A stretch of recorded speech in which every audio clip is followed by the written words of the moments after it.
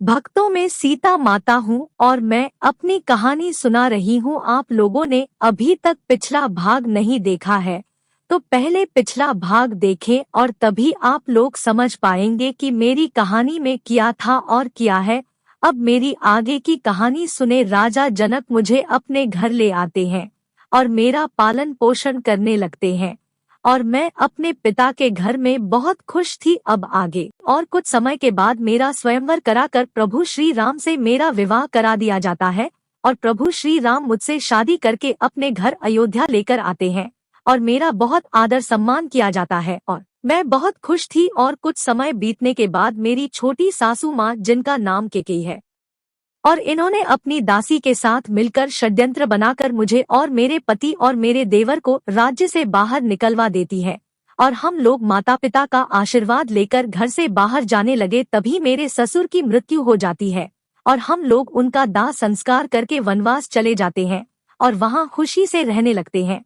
और इसी बीच एक समय ऐसा आता है कि पता नहीं कहाँ से रावण की बहन सुपंखा आ जाती है और मेरे पति पर डोरे डालने लगती है। मेरे पति लक्ष्मण की ओर इशारा करके कहते हैं कि तुम मेरे भाई के पास जाओ। सुपंखा उनके पास जाती है और वह मना कर देते हैं और वह मेरी तरफ गुस्से में आती है और मुझ पर जैसे ही हमला करती है तो मेरे देवर लक्ष्मण उसके नाक कान काट लेते हैं और उसके बाद वहाँ खरदूषण आ जाता है, उसको मेरे पति मार देते हैं।